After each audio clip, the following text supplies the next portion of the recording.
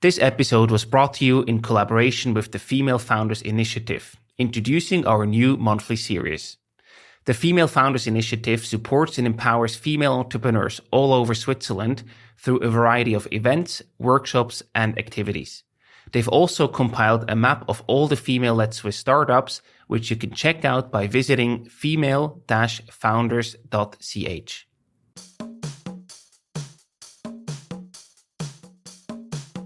Because it's the founders, essentially, the ones who are passionate and who have that personality to build things, who will keep building things, even if they fail the first few times. And if you don't support them, then how are they supposed to do that?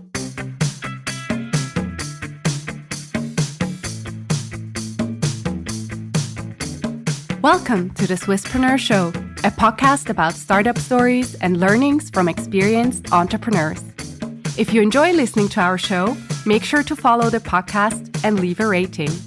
And now, here's your host, Merle.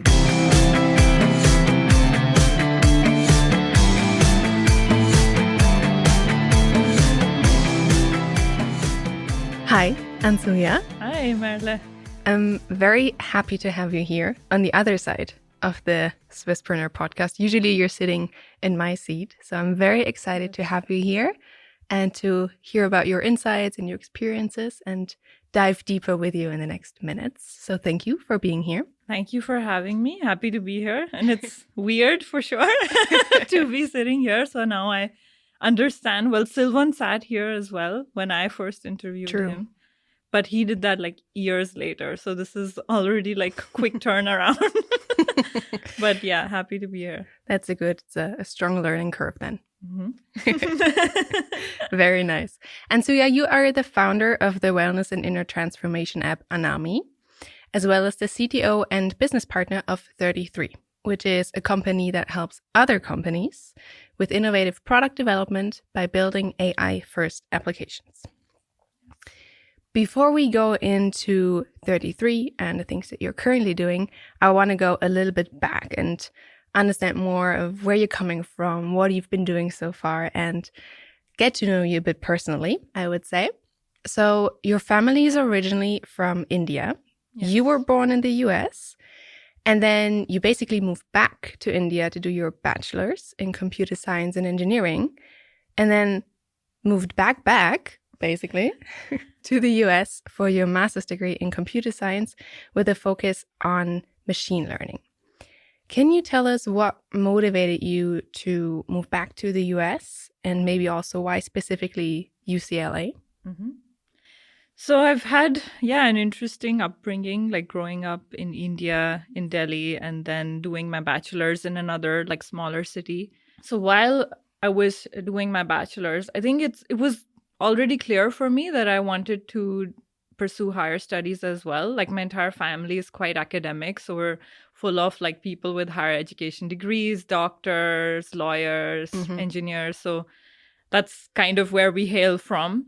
And it was a given, right? It's like tradition that you you have to.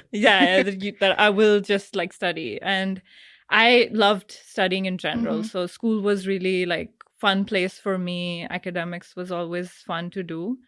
And in terms of like going to the US to pursue my master's was a choice because I knew like already, like my father having worked in Silicon Valley for several years, also my mother, that this was kind of like the mecca for technology. So if I wanted to learn what's the latest going on, what are the advancements in, and also that time this was already like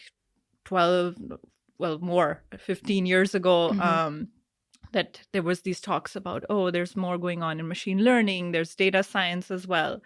So I was curious to learn about that. And that wasn't something that was available in the curriculum in India, in the education system. So it was like set for me that I wanted to go abroad. And then during my third year in bachelor's, we get like 6 months, like a semester to do an internship where we can do projects and stuff like that. So that is the time actually that I applied at UCLA. I found out with my research about a professor there. And it was called the Complex Networks Lab at UCLA. And he was doing a lot of work in already in computer vision, and he was building a platform. Actually, I remember this like fashion related, where you can drag images and find related images for those clothes and stuff like that, and also other things. But it was interesting that he was doing something in this, which is a bit of a feminine topic.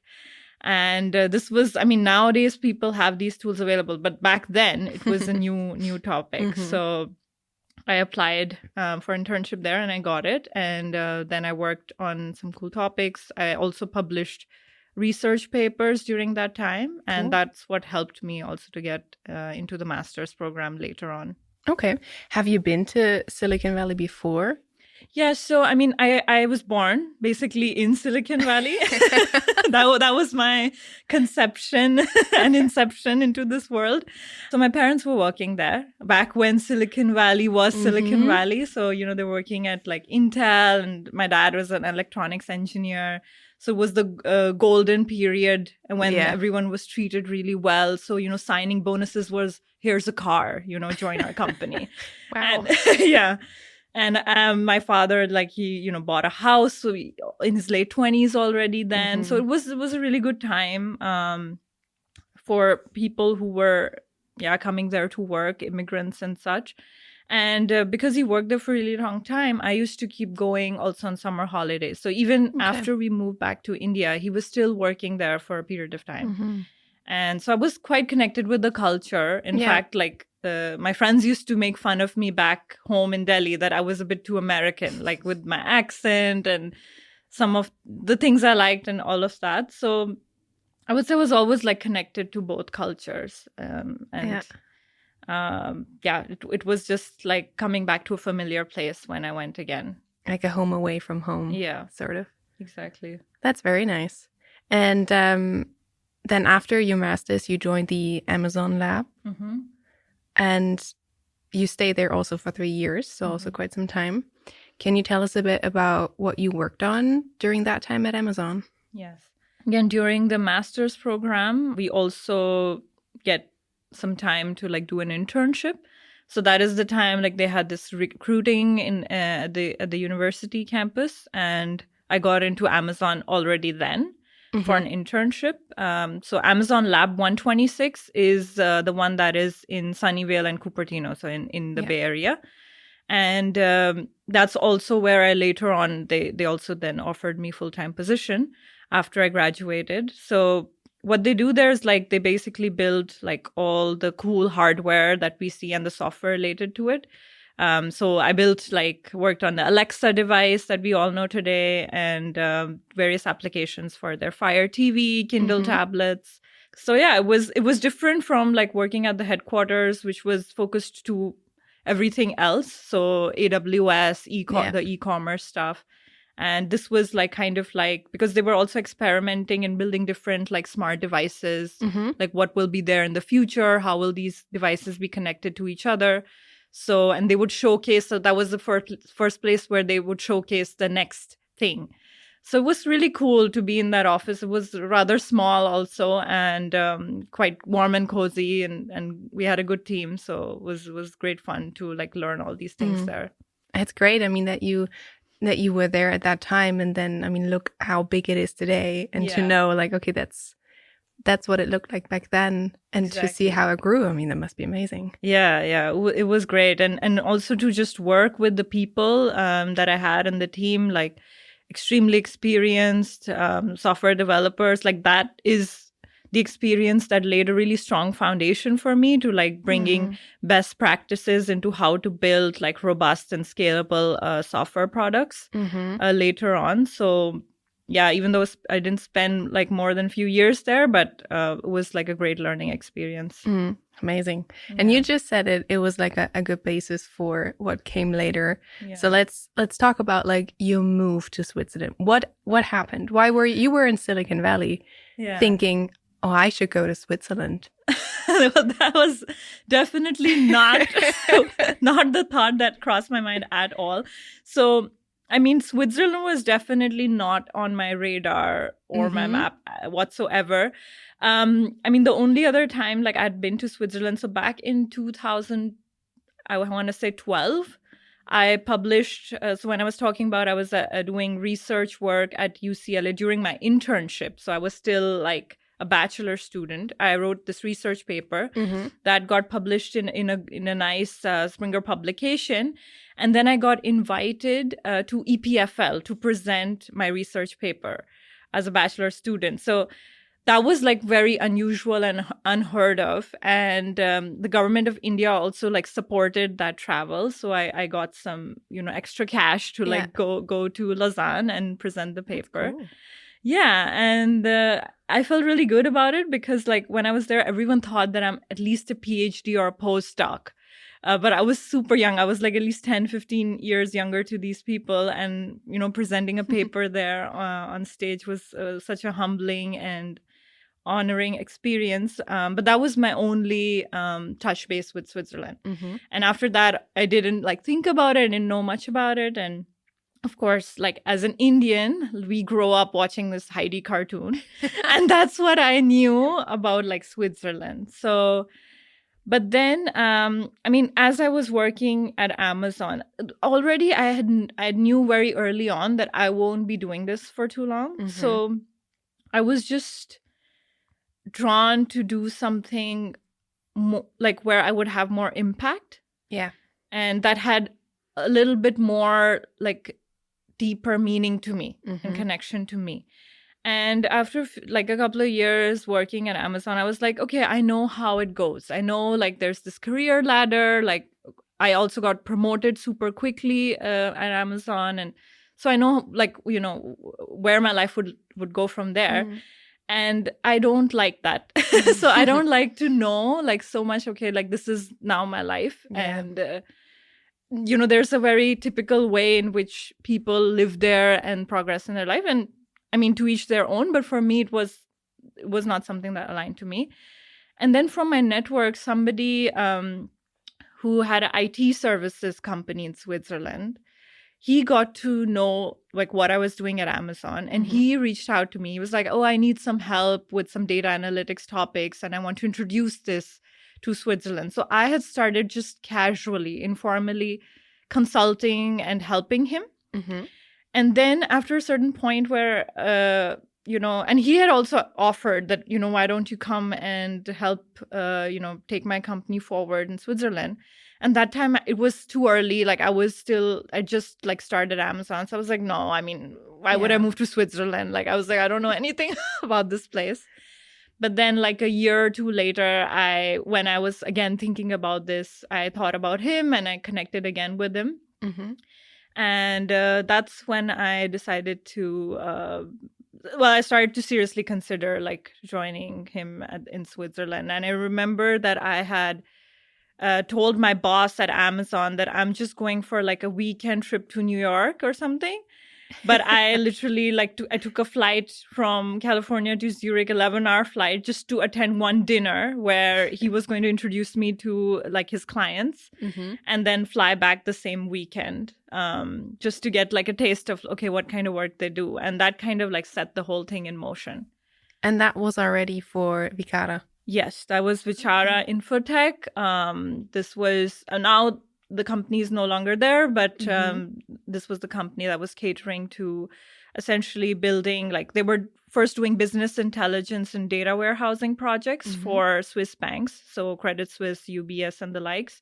And then we wanted to bring in more like big data and cloud technologies and cater to that to the customers. So that's for that purpose. Then I decided to move to Zurich. Yeah.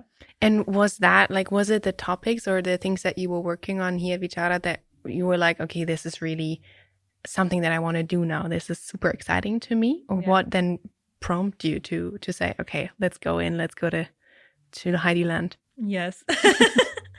So I was already thinking, okay, at first I was thinking I will start an analytics company in India where I'll help the farmers in India to collect data that they have of the soil related to farming. And it's so funny that I was thinking this already, like, I don't know, so many years ago. And now people are actually building these things.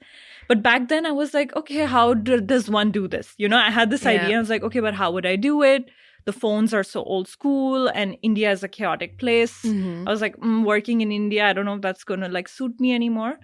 So I had these ideas, and then I was like, let's get real. I mean, up until now, I've just been a software developer. All I know is how to code. I don't know how to run a business. Yeah.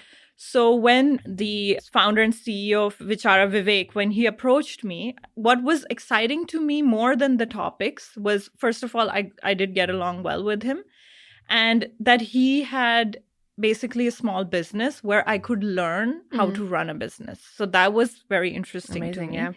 And the second thing was that he also had a presence in India. So they were outsourcing and doing a lot of work there. So I was like, oh, I get to also be more connected to India, learn like how things happen there as well as in Switzerland. So to me, it was very appealing, like just as an entrepreneur, to learn all these skills of management, running business, catering to clients, moving basically from a product company, Amazon, to a services business. So all of it was very new and something I had absolutely zero experience in. So it was all of that was super interesting to me.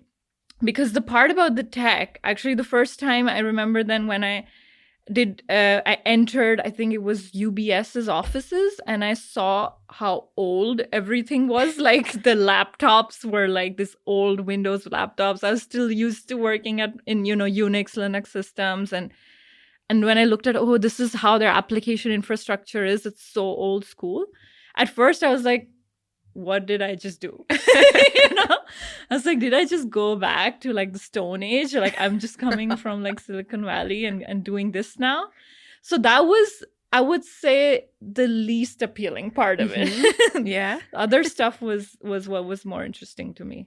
Yeah. That sounds great. I mean, but I can really see it, because you then obviously already had something in you where you were like, okay, I kind of want to do this on my own, but I feel like I need more skills. I need a set of skills that I can then apply. And this sounded like a perfect opportunity to go there, which brings me also to the next question. Like, where do you think does your like entrepreneurial drive actually come from? Yeah, I mean, I was thinking about this, and the funny thing is that, I mean, my family, like my immediate family, they're not really business owners, right? So it wasn't something, although like in my relatives and stuff, I have seen like them dabbling with some stuff. Okay, we have like real estate we manage, but it wasn't really that I was exposed to like having seen like how businesses run. But I would say like it was more my personality and the kind of things that interest me. So like I said before, that I wasn't so interested in having this life cut out for me, like this, cookie cutter, like this is lead your life like this. Yeah. And it was more interesting for me to like challenge myself, do something out of my comfort zone. And I guess like then, trying out different things. It wasn't like I just wanted to straight away jump into like starting my own business, but I was just like, two things drove me. One was that I need to be really connected to what I'm doing. And the second thing is that I want to be challenged and I want to grow and learn. So when those things came to me in this form, I liked the idea of it and I wanted to keep going. But yeah, I honestly, like, other than that, I really don't know where this entrepreneurial spirit comes from. Like, I have absolutely no idea. And I mean, it's exactly what you say, right? You have to step out of your comfort zone all the time. You have to challenge. You don't even challenge yourself. You just get challenged by the environments that you're in and the ecosystem that you're in. And you have to grow. You have to grow your business, and you have to always go out there and show people the best version of what it is that you're doing. And that sounds... Now that I hear you say that, I think that, I mean, because you can also obviously be challenged in a corporate world environment, work environment as well. But I think another thing that just came to me was that to have that sense of autonomy was also like important for me, that I want to have that freedom to like build the life that I want, create different ideas and things that I like. And naturally, because I'm also a creative person, like I do a lot of art on the side. So I think it just kind of connected, with the things that I like, and my personality aligns with it. Yeah, it was a match made in heaven. Yeah, exactly. Which then I guess also brought you to Anamii. So you were working at Vichara, and then you said, okay, let's go away from this plan. Let's just throw it all. How do you say? Throw caution to the wind. Yeah. And start to build your own startup, which was in wellness and mindfulness. Yes. Can you tell us about, like, first of all, have you had experience in that field before? How did you come up with saying, okay, that's the industry I want to go into? And then this was the first time that you were founding your own business, right? So what was the process like of founding for the first time? Yeah. So I was at Vichara. I worked there for like 3 years, and it was like all the things that I wanted to learn, like, that how do I run a business? How do I manage all these people and do all those things? I had learned those things. So I was seeing like how to do that. And running a small business is always chaotic. There's so many different challenges that also come in, and budgets are always tight. So all those things I'd seen. So having done then all these projects in the fintech world, again, like, I learned so many new different things, which was super cool. But there was, again, this like calling from inside that I want to do now something even more meaningful to me.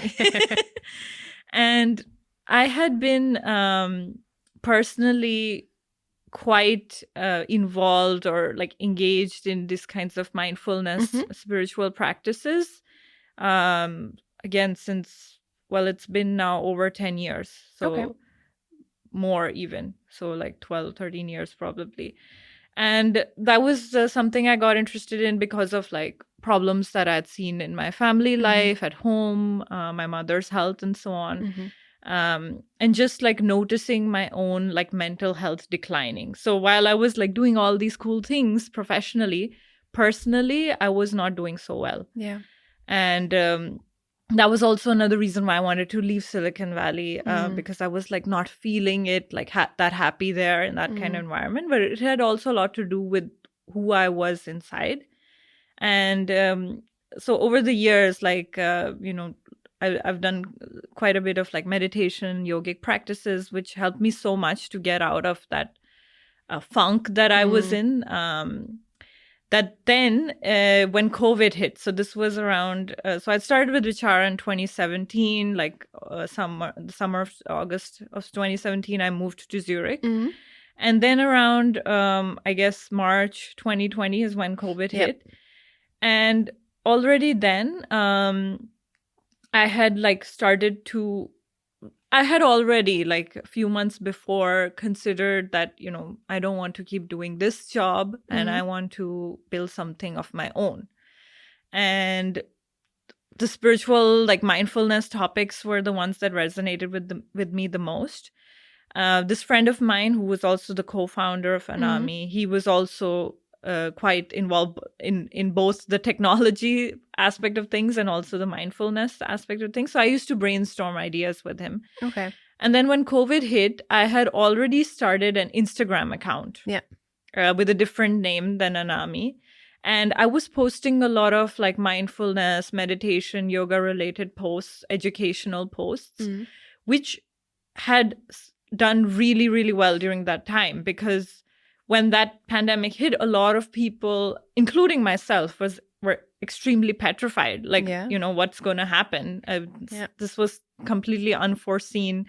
We had no clue, like, are we all in danger? Are we going to die? And, how to cope with this. So that Instagram account like really helped a lot of people to find some kind of solace in these turbulent times. And also, I'd connected with a good friend of mine here who's a successful serial entrepreneur. And I was telling him that I don't know what I want to do after Vichara. Like, I was already in the process of interviewing with Google and Microsoft at that time. Okay. So I was in the middle of that. And then I told him my entire life story, where I went into more details about my whole mental health journey. And when he heard that, he was like, what are you doing? Like, why are you even applying to Google, Microsoft, all these companies? Like, you clearly are meant to do this. Yeah. And when he said that, and he's a very successful entrepreneur here. He was the founder of Ava, this fertility, like wristband, Pascal Koenig. So when he said that, I was like, I mean, I didn't know anyone else who was successful, startup owner, and him encouraging me to go on that path. I was like, the next day I was meditating. I woke up, I was like, this is it. I'm doing this. So I was like all in from then. And I already then had the idea. Like I was thinking about it for a while. And then actually, because I wanted to learn a bit more about like building like a product startup, having then before worked in a services company, again, switching back to product, but like really building it on my own. I applied and joined the Founders Institute chapter in Switzerland for a few months. It's kind of like a mini MBA, but for entrepreneurs. So it like tells you everything that you need to know to build a startup, and that's how like the whole kind of process began. Okay. Yeah. And you mentioned that you started brainstorming also with your friend in the US. Who was then also your co-founder. Yeah. And I mean, we know like the founding team is crucial for a success of a business. So can you dive a bit deeper into how did you know that then, okay, this person is also a good match to be a co-founder, although, or maybe because he's remote? How did that work? Yeah, that's a good question, because I hadn't actually met him. I mean, I know him since we were very young, like since we were like mid-teens, since high school. So we were sort of like good friends, but we hadn't like been in touch for a while, so on and off and so on. And I hadn't even met him like since 4 or 5 years in person even. But we had started connecting on the whole yoga and meditation topic again. And he was working also at Amazon. And he was a techie as well. So we were talking a lot about, how do we as like people with a scientific background bring these kind of what people think are alternative esoteric topics into the forefront without being like thought of like as a hippie. Because when I talk about these things, even till date, people take it much more seriously than if somebody who's dressed differently talks about it, and they're like, oh, this person is just very different, and they don't want to hear. So I was like, we have that power to bring these topics into the limelight in a very new and interesting way. And with him, like because we had that good rapport already before, and we were both very mindful people because of the mindfulness practices we did. I felt like I could trust him and that it would work out. Obviously, it's always a bit of a gamble, but it did actually work out quite smoothly, having had that relationship with him from before. Yeah. And then you two just organized yourself, because, I mean, there was time difference, obviously, and I don't know, talking to business partners or something. How did you manage that? So, I mean, basically, because we're both techies, tech people are really good at like sitting behind their computer and doing things that they're supposed to do with minimal human interaction. It's like stereotyping and generalizing, but that's one of the, personality traits that comes with being a software developer. So when it came to, okay, let's build this, we were really good at that. Yeah. But when it came to, how do we sell this? How do we market it? What's the business plan? That's where, we were like, okay, we need a bit more help. We need support here. That's also why the Founders Institute was helpful. I also had a bunch of mentors throughout that time that helped me. And we were really good at like just organizing and structuring ourselves. Like we had a Jira, account, and we would distribute responsibilities. So it worked out pretty decently, I would say. Yeah. And then through the Founders Institute, for example, you also got the skill set of how to sell it and how to manage to also get some tractions, I presume. Yes. So, I mean, basically, there were things that everyone says, and for all the sort of new startup founders who are probably listening to this, there's a lot of advice that we get, right? And we know it because we're getting that advice that this is the right thing to do, but we still end up doing what we think is the right thing to do. And, and the thing is that there's no other way to learn. Yeah. So like, even though I knew, okay, there are these things that they're saying that I should do first, but I think that I should do these other things first. Yeah. And because I'm so convinced about it, that's exactly what I'm going to do. And I'm going to fail at that. And then I'm going to learn and I'm going to go back to taking that advice, but not when I should be taking it a bit later in the journey. Yeah. Now, the good thing was in terms of traction that because we had this platform out during these turbulent COVID times and we were offering essentially what the platform is. It's a recommendation and a matching platform. So you sign up, you answer some questions. Based on your answers, you get like matched to what kind of coach or teacher in these alternative health space would be best suited for your needs. Yeah. And then you get rematched when you change your answers, and there's follow-ups and so on. So because people couldn't travel and they couldn't go on retreats and go to like nice places in Bali and India, whatever, Mexico to do this stuff, it was already like getting traction because of that. And I had to do things that I wasn't naturally skilled at, like running online events, building up a community. I also sought help from other people who knew what to do in this space. So like I said, I had mentors over the years. And I did like online digital ads, campaigning, things like that. So I experimented with different things. And I learned a lot about different aspects of running this kind of a business and like how to validate things, like not just assume, okay, this is what we should build, but like, is this actually what is helping people? Yeah. So that really did help us get like good traction at a certain point and basically, keep us motivated to keep doing this. Yeah. And did you always have in mind that maybe at some point you want to sell the company?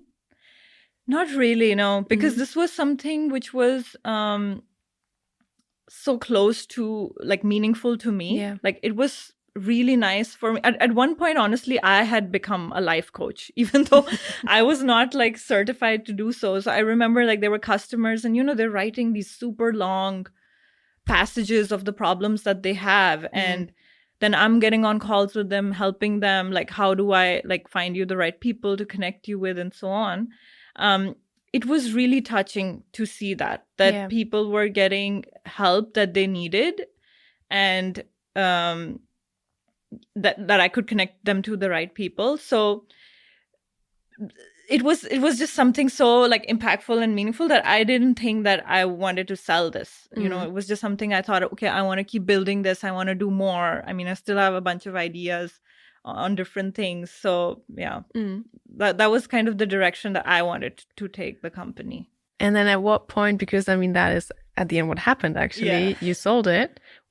When was that point where you thought like, okay, now it is a good time now to give it into somebody else's hands? Yes.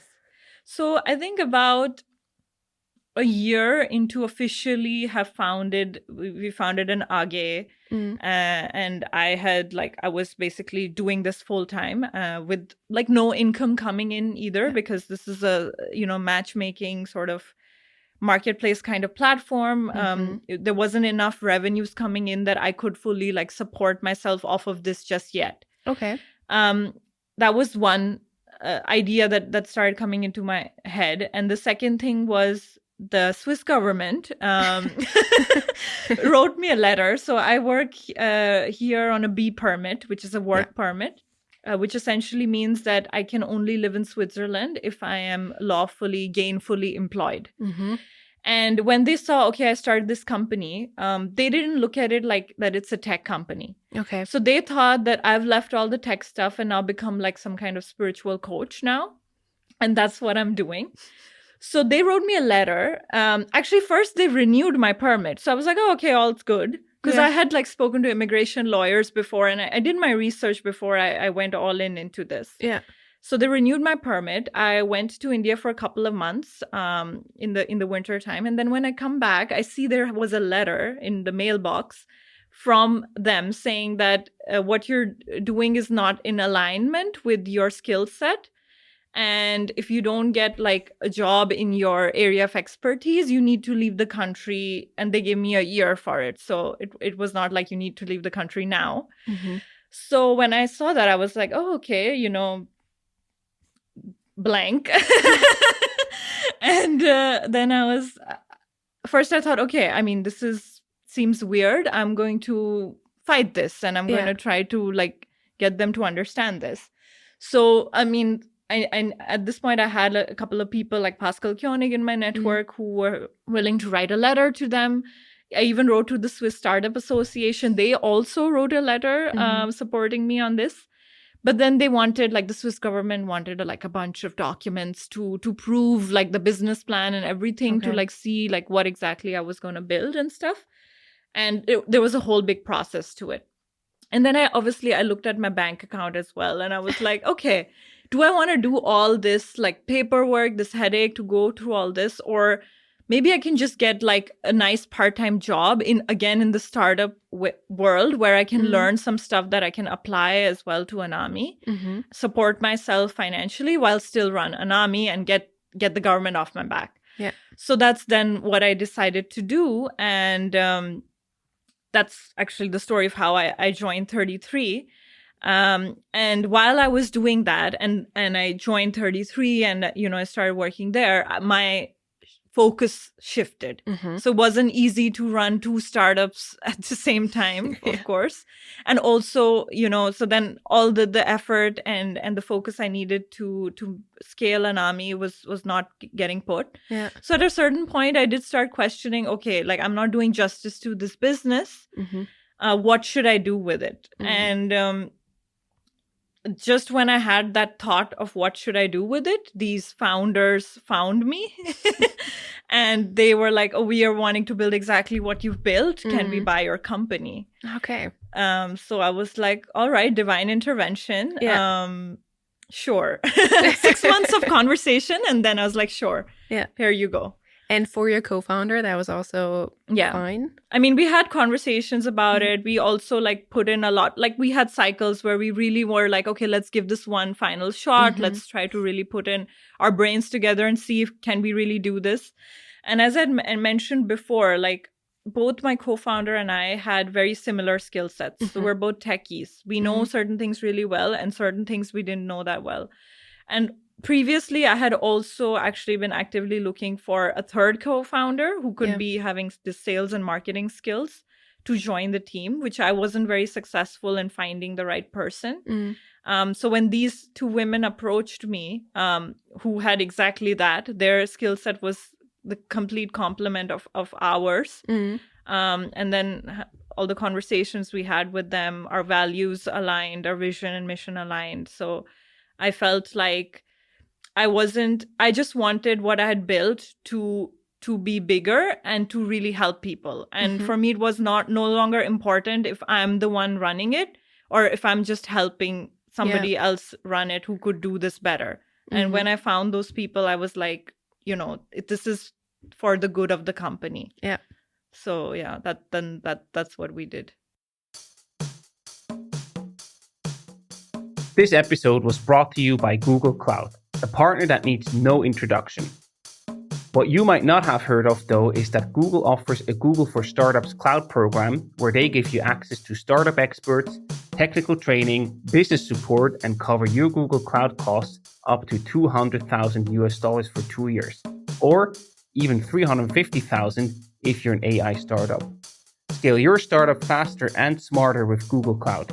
Head over to goo.gle/Swisspreneur. That's your paths aligned. Yes. Basically. Yes. That's great. But you still have a role in it. You can still. Yes. So I'm a technical advisor in the company. Still have like minority shareholding in it. And the company's rebranded. It's called HereNow. And the founders, like, they're amazing women. They have a really good background in branding and marketing and sales. And there's going to be a lot more we'll see of HereNow in the coming months. Nice. In the press and all that as well. So we're going to be launching a new platform and hopefully see like great things come out of it. But that's wonderful. In that sense, you were able to keep on following also your vision for the company and shaping it. Yeah, exactly. I really like helping them out, and I still love like the mission behind it and the vision behind it. So yeah, it just made sense to do it in this way. That's great. I guess it doesn't happen like this for everyone, obviously, but it sounds like, I think also you mentioned a few things that are very important, is to understand, okay, I built this up, I kind of grew this company. The people that I'm giving it to, do they share my values? Yes, you said vision, definitely. mission. Yeah. These are very important things. And exactly. I mean, there were also a couple of other people who had approached us before as well, who wanted to join hands and so on.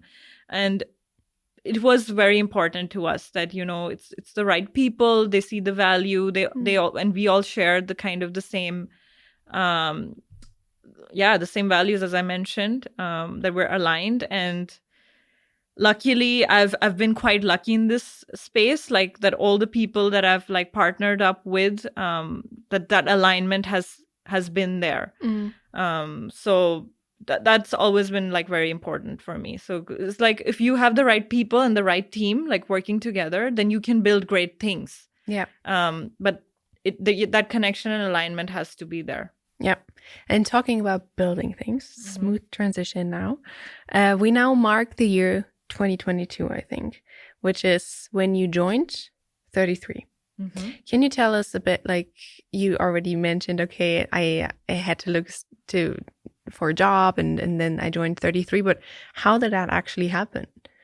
So that's the story of that is also very well tied with Swisspreneur. I'm also, like, as we mentioned, a podcast host here after Silvan. So what happened was, I was like, when I thought, okay, I need to, look for a part-time job, it would be very cool to do it for the startup where I can, learn more things that are in alignment with what I'm already doing. I thought that, okay, it would take like 2-3 months to find a job. It's probably typical like that in Switzerland. So I'd done some research, and I found out from my research about Swisspreneur that it had this community, the Slack community, where, I was like, that could be a good place to find other startup founders. And then when I went on the Swisspreneur website, I saw Pascal Koenig, the person I spoke of. Yeah. He does an investment masterclass on Swisspreneur as well. So then I saw, okay, Pascal knows Silvan, who's running Swisspreneur. So I wrote an email to Swisspreneur, which incidentally reached Silvan, asking to help me like connect with other startup founders that could essentially use somebody like me in their company to help them out. So he spread the word, and that's how the 33 founders back then contacted me. And within a couple of weeks, I joined the company. And did you at the same time also join as a host at Swisspreneur? It came a bit later. Yeah, so how did that happen? then Silvan and I started we started talking and exchanging like thoughts and ideas. And I was checking out the Swisspreneur website, and being the techie that I was like, oh, there's a bug in the filter and search and this and that. So I wrote like these things to I think Lars or Silvan, like that you guys could do this or you guys could do that. So that was just like me, like, exchanging with them, because he helped me out and I was helping him out a bit. And then one evening, like Silvan and I had just gone out for dinner. And then out of the blue, he had asked me if I wanted to join as a podcast host. Then I thought about it, and I thought it was like a super cool opportunity. So I joined. I think like about 6-7 months after I joined 33, I also joined Swisspreneur. Yeah. And what has it been like to interview all these entrepreneurs? It's been fabulous. Like, so I mean, I did a little bit of podcasting for Anamii as well. So that was also part of the whole effort of like building the community and stuff. I did some events before online and I did a little bit of podcasting. And prior to that, I was always like very comfortable, like talking on stage. I did that a bit as well in school and stuff. So when I was like interviewing, and I also started doing live interviews at events for Swisspreneur, it was really cool to learn actually from all these entrepreneurs and investors sitting across the table. And for me, it was again like, you know, just extra mentorship that was coming in the form of interviewing people. Yeah. So yeah, it's been great. Like just learning everyone's different life stories, like their skill sets, experiences. It's just really added a lot to my life. And probably also, I mean, you're CTO at 33, and I presume also by learning from all these people also has shaped you and how you manage maybe your work and your team and this company. Definitely. I think the good thing about like being here in Zurich is that it's such a small community that after a certain point, like everyone knows everybody and people are really helpful here. Yeah. So, you know, they're not always just helping you just to see, oh, what can we get in return if we help her? Rather, that's rarely the case. So in my experience, it was always like, you know, people are super open to help you out, like give you free advice or connect you with the right people. And that was this kind of ecosystem was really like supporting. And I was doing then the same thing for other people as well. And it helped me so much, like to overcome all the obstacles and challenges that we also saw at 33 over the last couple of years. So, you know, I could easily go to like still Silvan or Pascal with advice on this matter or that matter. And it's great. I love the community aspect of it the most. Yeah. And talking about like obstacles at 33, because we know that you have different offices in different countries and then obviously different workflows and cultures all coming together at once. How do you manage that? How do you handle that? Yeah, that was very, very interesting. I mean, I already have like a multicultural background. So, you know, having grown up like in India and the US and then working in the US, when I came to Switzerland, it was another like, okay, third culture added to it. Yeah. And bringing in all my American ways was not really fitting. So I had to learn to be like more polite, a little bit more diplomatic, a little bit more considerate, not so in your face, like direct. Because I am naturally quite direct. So I was like, let's tone it down. Like, you know, maybe people are getting like offended or like triggered. And so I had to learn that first of all. And be a bit more sweet and stuff like that. And then we have like offices, like we have offices at 33 in Mexico and Poland. And then because of me, we started like doing a lot in leveraging the engineering talent and AI talent in India as well. So yeah, it was a lot because we had, when I joined 33, we had primarily all the people, engineering, project management, design, working in Poland. And I could already see that was a mess because we had like Swiss founders. So at this time, I'm not like a partner in the company. I'm just this like technical head of the company. And I could see that it's not working, right? Like there is the Swiss management trying to manage like Polish people and the cultures are so divergent. Yeah.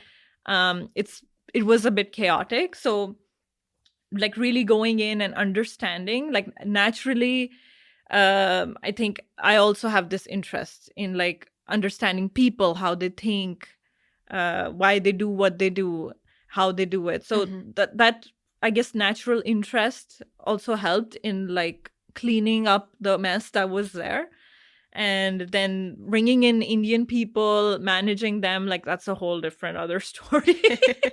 That was another angle added to it. But it's always fun, like Yeah. working in such environments. Like there's never a dull moment and you're never bored at work. So yeah. And so tell us actually a bit more about what the company actually does and maybe also where you see your competitive advantage in the market. Yeah. So, I mean, the company was founded in 2019. And it was started like basically to meet the needs that the typical sort of software agencies don't meet these days. Okay. And what we do now, like, because we, molded and shaped the company in a way that we want to bring innovation to other like startups, small, medium businesses, and so on, which they cannot easily do on their own. So if you would go to a typical software agency and you're like, just build me this app, they would just go and build it for you, and you would outsource it. They'd try to build it in the cheapest way. Probably the quality is not that great. And after some time, you have to rebuild the whole thing. This is a very typical scenario that happens when people try to outsource and save money and so on. And so what we do is, one is that if smaller businesses come to us with an idea, we first help them to validate the idea. So go out, like do market research, user research. Is this idea worth building? Once we've helped them validate that, then we advise on how to build it. So it's not necessary that you have to now go and build the fanciest thing. Yeah. So all of these things that we were doing was also helping me, like at Anamii as well, when I, compare the two things. And because we did end up building the fanciest thing, being techies at Anamii, right? And now I'm like, looking back, I would never do it like that. What we did then.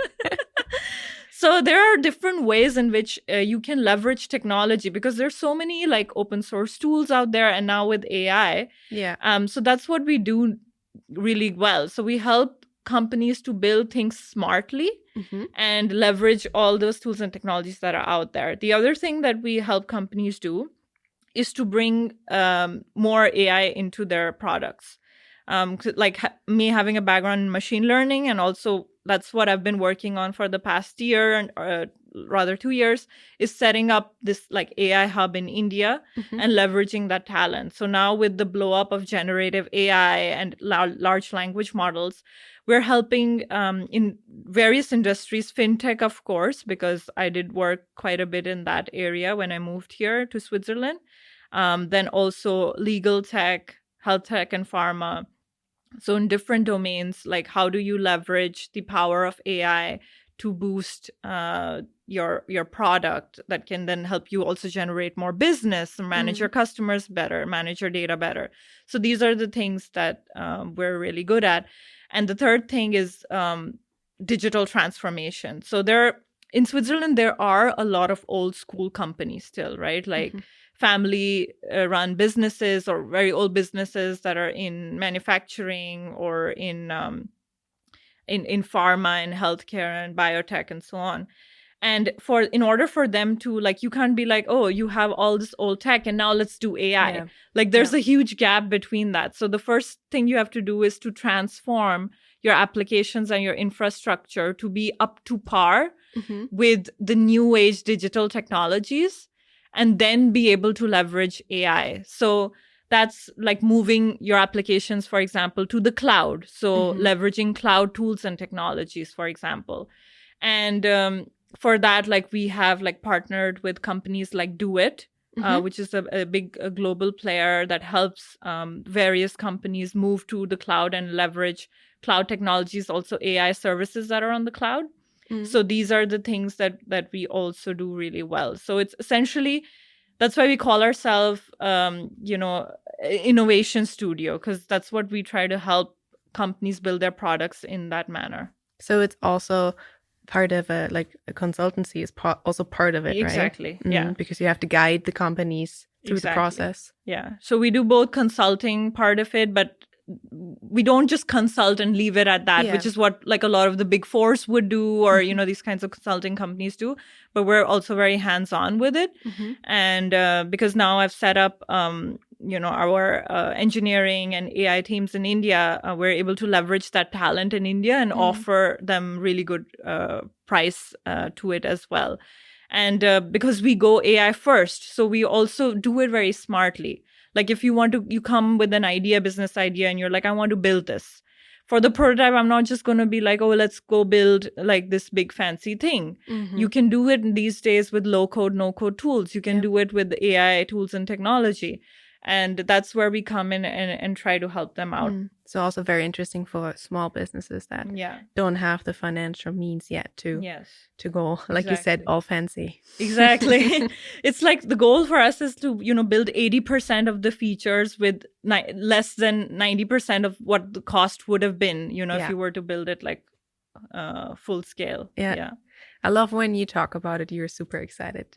You're very passionate about it. Yeah, I do like technology. That's true. That's amazing. And what are you most proud of? At 33 or in general? Let's start with 33. At 33, I mean, I would say what we're really good at is like trying to solve complex problems. So now there were previously other founders at 33, and now it's basically Mike and myself who are partners at 33. And we really like to like go into like new spaces, new challenges. So like recently we've also started looking into how do you leverage AI with virtual reality, for example. And these are all things that I personally, like even blockchain, for example, don't have much clue about virtual reality or blockchain.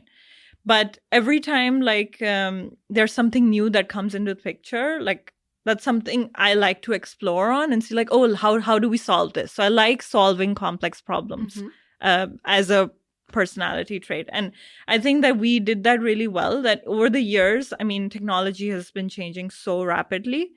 It's really hard to catch up, and as a CTO, sometimes I'm like, I go into these really like very hardcore, like intense meetings and I'm like, I feel a bit insecure where I'm like, I don't know everything about this. And then I have to like tell myself, I don't need to know everything about this. I will hire people who can know the things that need to be known. I just need to hire the right people who can do this. And I feel really proud about that I've been able to achieve that in a smooth way. Obviously, there have been bumps on the road and everything, but that we can adapt really well and like foresee what's coming next and try to help our customers in this way. So that's been fun, and I do pat my back for that. For sure. Yeah, you should. And when you look back at your time in the Bay Area and the time here in Switzerland, what is something where you would say, okay, the Swiss startup ecosystem could learn this from the Bay Area and vice versa? Well, one thing about the Swiss ecosystem in general, I would say, is that now I guess it's changing a bit, but it's a little bit slow. So the agility part of things, right? Sometimes I laugh about it. I don't know if I can say all these things on the episode, but I'll try to say it in an anonymized way. But there are certain big companies in Switzerland that want to become agile, right? And they're like, oh, we're going to get agile coaches and we're going to do agile programs and become agile. And the whole process is so not agile to getting to become agile. And I'm like, are you serious? Like, what are you guys talking about? So I think there is just this, like, to really harness like agility, like they say, like fail fast, like build fast, fail fast. This is something that Switzerland could really learn from the US. Another thing that generally is a bit lacking in the Swiss startup ecosystem is the risk appetite. Also from investors. The last couple of years has been a bit slim for startup, like for funding and etc. because of the economic downturn. But generally, because if the investors don't invest into the founders, then they're not going to see more innovation coming out. Yeah. So if people like complain about, oh, Switzerland's not as innovative or whatever, which I don't fully agree with, because we're doing a lot of very cool things as well when it comes to like biotech, for example, and robotics and so on, because the universities fund that, you know. But when it comes to like startups, if the investors don't put in money freely into the ecosystem, then they're not going to allow and enable startups to like try their ideas and figure out if it works or not, and then try the next thing. Because it's the founders, essentially, the ones who are passionate and who have that personality to build things, who will keep building things, even if they fail the first few times. Yeah. And if you don't support them, then how are they supposed to do that? Yeah, I think the whole failing culture is not Yeah. as big here as it is in the US. Yes. It's true. And in the US, I would say that what I like about the Swiss people is that they have a lot of integrity and they really focus on quality. So all these cliche things are actually true, the stereotypical things. I really liked that, you know, people, they're not going to try to say something that they're not, or, you know, falsify things or put up a front. So they have a lot of work integrity. They really value quality. I think in the US, many times people would want to cut corners. I mean, there are so many interesting like stories now you can read about, like unicorns that just scaled up like crazy in the US, but they were just hollow companies in the inside. So this kind of like, there is a lot of this culture that is there or was there. I think now like the economy can't support all this anymore. Which Switzerland doesn't do. And I think that's really great, because there is this ethical and integral high ground that Swiss culture has, which I really value. Yeah, I think it's great because you have such an experience working in both cultures and working also in a similar ecosystem in both cultures. So I think if somebody can say it, it's probably you. So let's look ahead. Let's look a bit into the future. What is, like, for you personally, your the next thing that you want to achieve, but also with 33? So maybe I'll talk about 33 first. We're really like looking to build more and more cool things with AI. So that's kind of where we're headed with the company. We want to do more innovative projects, possibly also build a product of our own. We're like looking at some things at the moment. And I'm quite excited for that, like to shape the company in this sort of niche area. And I guess that also goes with me personally. Like I like to look at building new things and tackling on the next challenges. So that's what I'm looking at. And also like want to become permanent resident at Switzerland. So that's my goal for this year as well, which I think I will anyway as well achieve that. So yeah, I guess that's what's on my plate at the moment. I guess we can consider ourselves lucky if that is the case. Yes. And of course, supporting HereNow, like, I mean, they're also like friends of mine, like they come to me with ideas, and yeah, I just like to help people, you know, building things. So it just naturally, I think if you just keep doing what you really love to do, then the opportunities just present themselves to you because you have that, first of all, passion towards it, the authenticity and the motivation, dedication needed to do it. So I'm just excited to what's to come next. Yeah. So are we, for sure. And talking about helping other people, I'm sure you have a plethora of tools or resources or cool gadgets that you personally love to use. So I'm very eager to hear what is something that you would recommend to our listeners. Could be books or apps or websites or Tamagotchis. I don't know. Random. What is something that you would recommend? Well, I knew that this question was coming because also I asked this question. We all Did do. you? We asked this question all the interviews. And I have so many recommendations, honestly. I guess I'm just going to list them out. Anyway, they'll be in the description. So yes, Cecilia does a you good don't have job to take your notebooks out now. Okay, so in terms of podcasts, a couple of them that I really love to watch, and this is kind of like the chill time, or the weekends or whenever I have free time. I love listening to podcasts. So there's this one, it's called School of Greatness by Lewis Howes. And there's The Diary of a CEO by Stephen Bartlett, which both of them are really great ones. Then for tech, there is BG to Good, which Mike introduced me to, is really another good one. And there are a couple of also handles that I follow for like Instagram people. There's For Good Code. Okay. And AI The Revolution, which is really good for like anything tech related. You want to stay up to speed with or for the techies out there who want to know like what's good and what's next in the tech space. These two are really cool. Then I was also thinking, about like books that really shaped my life. I would definitely recommend The Power of Now by Eckhart Tolle. And these are more like in the mindfulness space. And then there's also another one, Becoming Supernatural by Dr. Joe Dispenza. He's a neuroscientist that brings in mindfulness and neuroscience together and talks about that. And then recently I watched documentaries, which I think like people should really watch. And so on Netflix is this from Arnold Schwarzenegger and David Beckham's documentaries, which really influenced me in a positive way, just to see the resilience and persistence of how to reach excellence.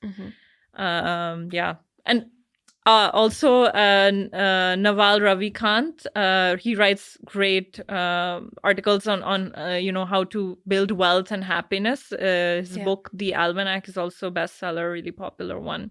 Yeah. So, I mean, these are a few things that definitely I would recommend to check it out if you haven't. Great. Yeah, we will make sure to have them in the show notes as well. And now we finish up the interview with the rapid fire questions, which you know very well, but you don't get around of not doing them. So I will ask you a few rapid fire questions and you have to answer them directly. So don't think too much. I will. Go for it.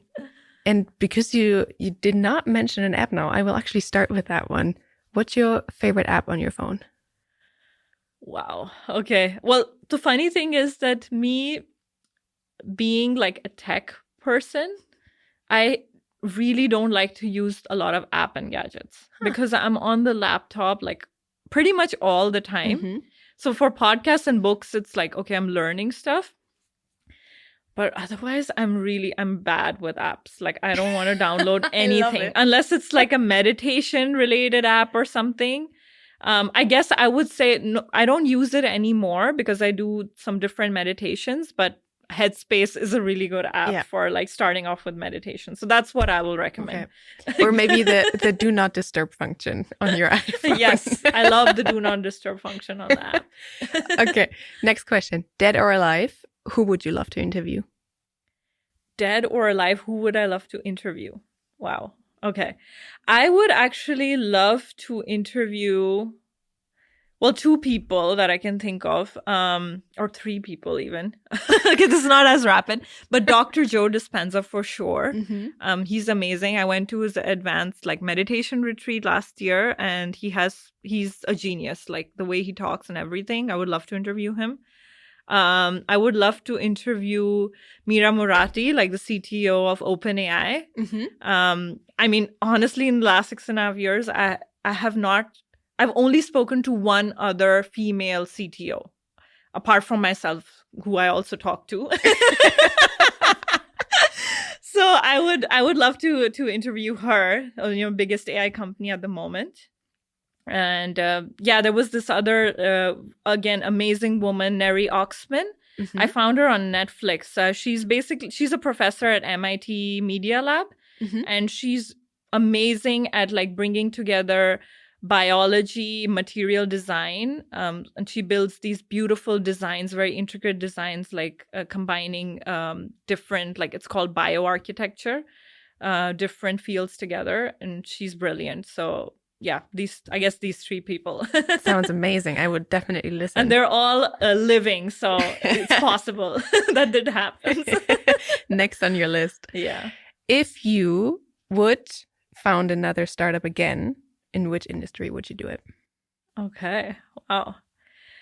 That's a tough one because I have a few ideas like all the time, but I have been thinking about it for a while and I've talked to some people about it. I would want to really do something in the education space. Cool. To really bring in more emotional intelligence for children at an early age so that they can navigate their life better later on. Mm-hmm. I think that's really lacking in the current education system. Sounds So that's cool. something that I think about a lot. I don't know if I'll do it or not or when, Mhm. but that's definitely on my list. Really cool. Nice. Thank I you. have just two more. Okay. I love rapid fire questions. So, Silicon Valley. What is it really like in 3 words? Okay, wow. Monotonous. It's like the first word that came to me. Innovative. And sunny. Mm-hmm. Good. And then I actually have 2 more questions actually. Switzerland, the US, or India? Oh, to choose between. I would say Switzerland. Okay. Yeah. Well, good that you're here. Yeah. And then lastly, how often do you meditate and for how long? Okay. Well, on average, because some days it's much more and some days it's less, I would say about an hour and a half to 2 hours. At a time. At a time, it's an hour. So like morning and evening, basically Mhm. an hour each. Mhm. And when I have more time, then it would be a few hours a day. Yeah. Amazing. Yeah. Very inspiring. Lifesaver. Yeah, I'm sure it is. I know it is personally as well. Yeah. So I highly recommend if you've not tried it yet. Yes. Thank you so much, Ansuya. That was it with my questions. Thank you, Marle. It was I had super a- interesting. I Very had a great inspiring. time talking about everything. So I hope it was not too long. We'll see. Yeah. Thank you so much. And I wish you all the best for anything that's coming next. Thank you. Same to you.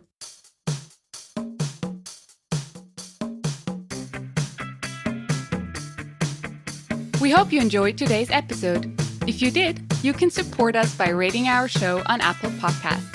This way, we can reach an ever-growing number of aspiring entrepreneurs.